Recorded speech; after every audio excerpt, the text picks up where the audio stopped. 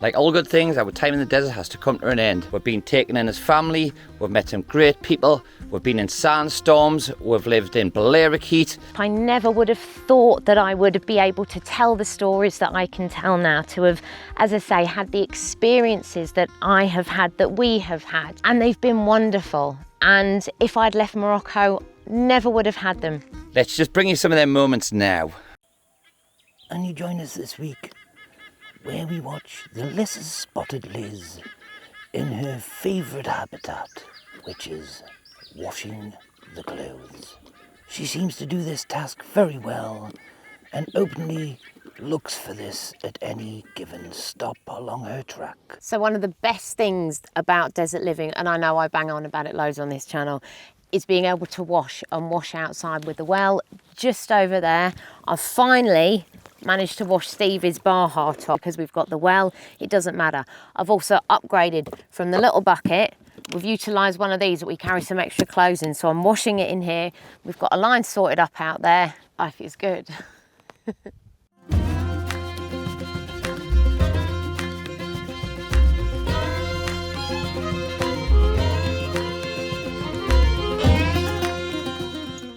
So how cool is this? Not only did we get dinner delivered last night, but we're getting dinner delivered today.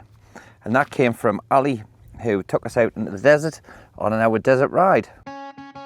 Meeting Youssef was honestly wonderful, and for me it was definitely the highlight of the whole experience. It sort of started out as small interactions, coming to check on us, and then one day we accepted an excursion across the sand dunes with Youssef's friend Ali. We were taken out across the sand dunes. They showed us the Amazi camps out in the desert. Youssef went and showed us the mines, took us all over. It was absolutely incredible, and we got to know them much better. And from that point on, things changed. We were, as they said, we weren't tourists anymore, we were family, and that's exactly how it became. We were there during Ramadan, so they would bring us, each of them would bring us food of a night time, always homemade soup, some kind of sweet treat, and always dates. And every single time it was just incredible.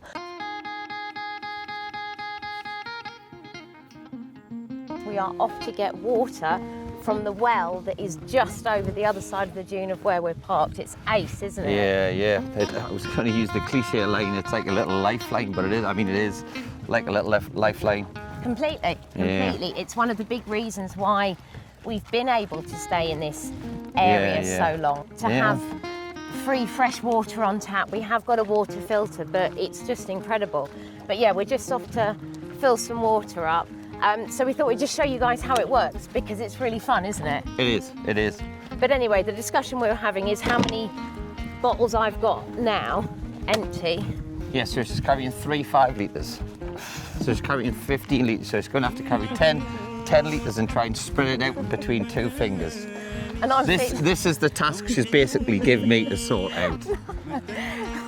I'm confident. That's not going to happen.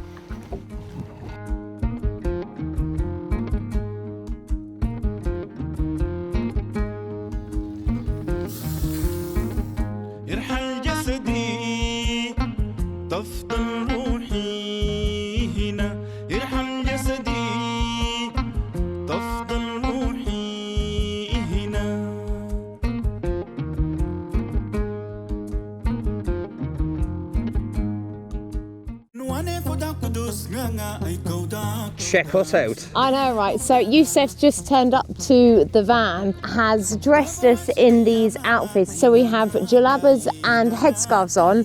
He's disappeared to go and pray and has told us to come up here and have a photo shoot. So here we are. Having a photo shoot. And it's just brilliant. He's just wonderful, isn't he? Yeah, such a great guy. He's just the kindest man. But so helpful. Yeah, and he'll probably be back again tonight with food, because he and Ali have been feeding us for every single night of Ramadan so far. And here comes Dave. Firstly, I'm sorry if you can't hear me very well. I forgot to bring a mic, so apologies about that. At the moment though, we're just trying to sort out a path into the dunes where we're parked up for Dave. Youssef, bless him, has been digging, shoveling away, helping to make room, make space, especially because there's been winds, the sand's moved, etc. So we're just kind of assessing the situation at the moment, but hopefully, fingers crossed, Dave will be able to get the bus down where we are and we can get a little camp going. How are you, darling? Good. Oh, lovely to see you. What are you doing? Good morning, guys. Firstly, sorry if I look like a bag of crap. I've just woken up. But we've got a sandstorm blowing in today. The wind gusts are due to get up to about 48 miles an hour. They're currently 24. So you join us again for another weather broadcast, coming live from the Sahara Desert. Today, there is high wind creating a sandstorm. Advice is to stay indoors, hunker down, and don't go to the local town because there's no shops open. So the job we're going to do today is clean the solar panels, because after the sandstorm they are a little bit dusty and our power's down to about 58%. So we're going to just crack on, clean them, get some more power in, and get the batteries charged back up.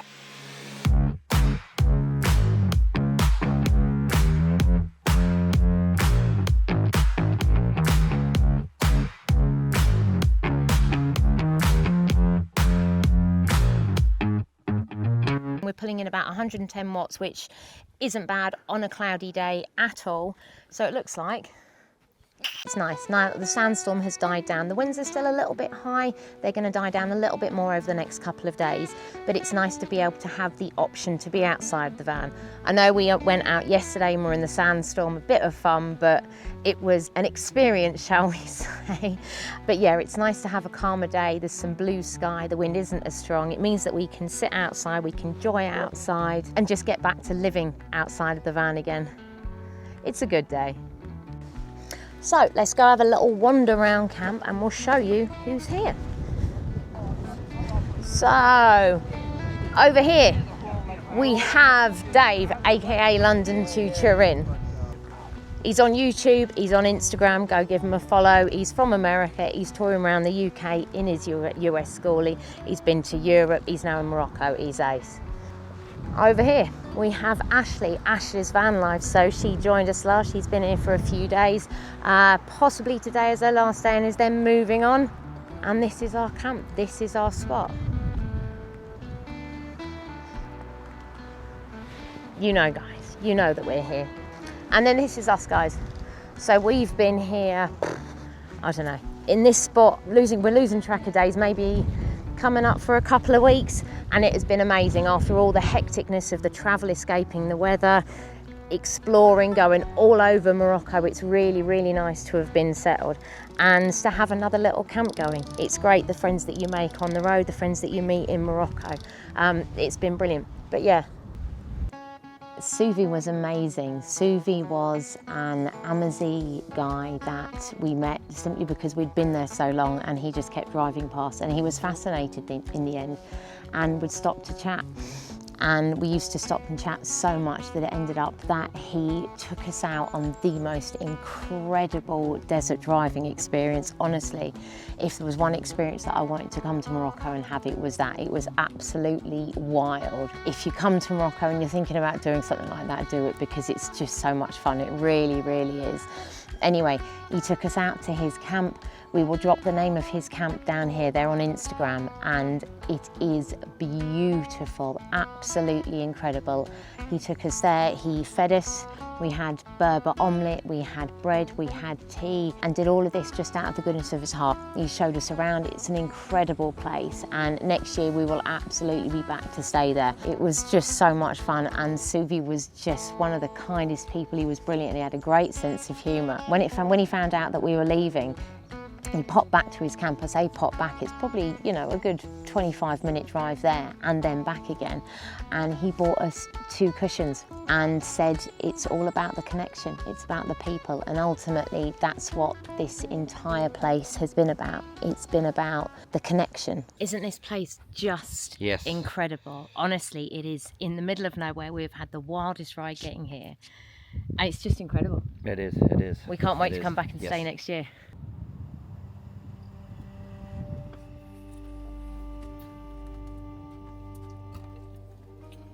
Voila!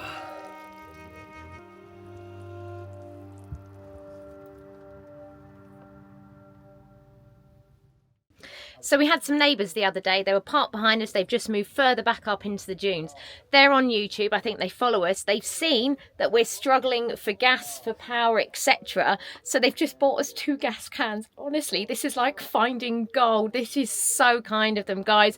We really, really appreciate this, honestly. Oh, you've proper made our day. We can have a cup of tea and coffee. But this is the side of van life that is absolutely amazing. There is so much community, particularly out here in the desert, because things are a little bit wilder. Oh, but we're proper made up. Thank you so much. Done, thank you so much. Look, we've got gas cans. High five it. No problem. Are you sure you've got enough though? It's strange to think that we've been living off-grid, fully off-grid, in the Sahara desert for about 5 weeks now. We never thought we'd stay this long. We never imagined that we would. And it has been the most incredible experience. Not to sound dramatic, but for me, maybe a little bit life-changing. When we arrived in Morocco, I absolutely hated it. Some of you, if you watched our first video, will know this. I wanted to leave. I couldn't settle. I didn't understand how to fit in. I was overwhelmed. It was awful. But now, with the experiences that we have had in the desert, that I have had in the desert, from the people that we've met, whether it's been fellow travellers, whether it's been Ali and Youssef and all the wonderfully kind Moroccans that we have met here, I would have resisted. I wouldn't ever have thought that I would be spending time under the stars in the desert with a wonderful Moroccan man, just chatting, sharing stories, sharing life, and sometimes just sharing silence. But I just want to say to anyone that struggles in a way that I do, that we both do, that struggles with life, you're braver than you think. You are far more capable than you think you are. At the beginning of this trip, I never would have thought that I would be able to tell the stories that I can tell now, to have, as I say, had the experiences that I have had, that we have had. And when you let go and you lean into the things that make you feel uncomfortable, there are wonderful things that can happen. And I am so thrilled that we came to Morocco, and I can't wait to come back. What a difference almost 6 months make, eh? I think one of my favourite aspects of being here has been the feeling of being settled. With all the chaos that goes on in my brain, it's very hard to find any peace or any sort of level of feeling settled up there, so I have to look for it outside of me. And when you live full-time in your van, there's an element of travel, particularly when you're exploring a new country like we are with Morocco. And it's been lovely. It has been really, really lovely, but I'm definitely starting to feel the unsettledness rising. We're setting off tomorrow, so that means looking for new places to stay. What will they be like? We know that the weather has been bad. How will that affect the ground? There are so many questions that start to go on in my head. So it's a bit of a weird day for me today, but I will miss this place.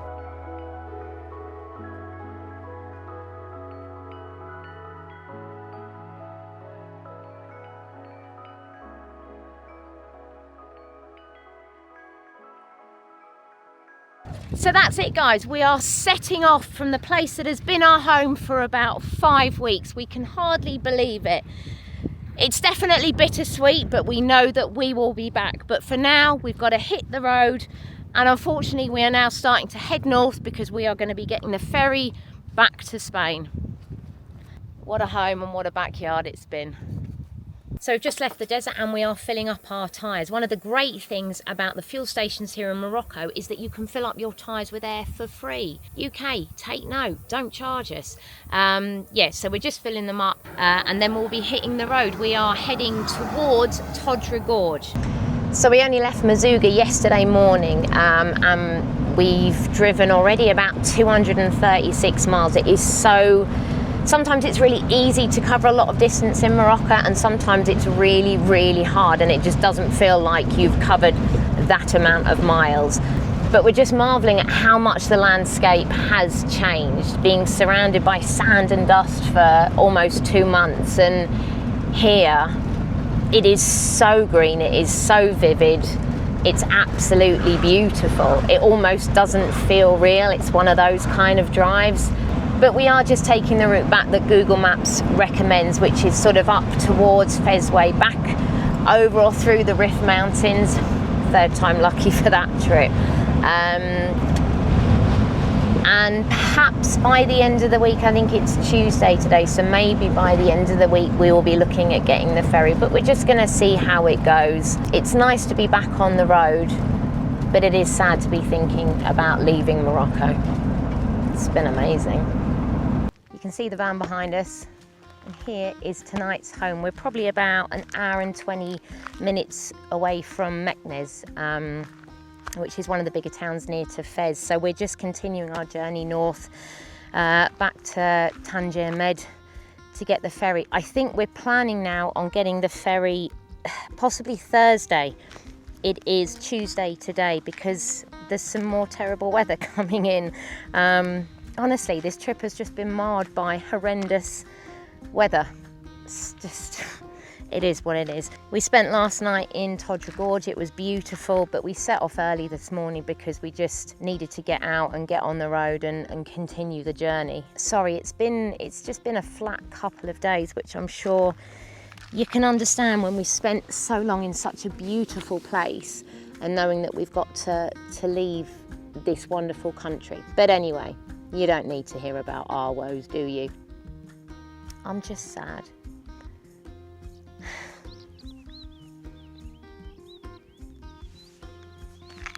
I'm just really sad. It's just been a difficult couple of days, a lot of stress and overwhelm. But anyway, let me show you where we are. It's really pretty round. We've got you won't be able to see it from here. We've got our little tagine cooking outside. We're absolutely starving, so we haven't got a lot of food in. But we're having a tagine because, you know. Right, it's 8 a.m. It's just after 8 a.m. As you can see, it's pretty chilly. It's about 8 degrees. We need to start hitting the road. We're heading towards Chef Chouan today. It's been a beautiful park up. We weren't sure what it was going to be like. A couple of the reviews mentioned about the police turning up. And about 10 o'clock last night, there was a car that drove past and then a load of flashing lights. And I was like, oh man, it's the police. Actually turned out that it was a thunderstorm passing over. We had a little bit of rain. Wasn't too bad, but at least it wasn't the police. But yeah, we need to get the van sorted, get on the road and continue our journey north to Tangier Med. So if you check out our last video from when we drove up through here, you'll see that it was just totally covered in snow. And when it wasn't covered in snow, covered in a blanket of fog and torrential rain. So the roads, to be fair, they've done quite a good job of clearing the roads. Everywhere where there was, so far where there was a landslide, it's been cleared from the roads. And yeah, it's sunny. So that should be pretty cool when we get here. God damn. So we've just got to the campsite and we have never seen it this full. It is rammed. Oh my goodness. I ain't seen her so full of fog. But we'll do what we do and go up high and try and find somewhere. So if you don't already, now would be a good time to subscribe. And don't forget to smash that like button. Thanks guys.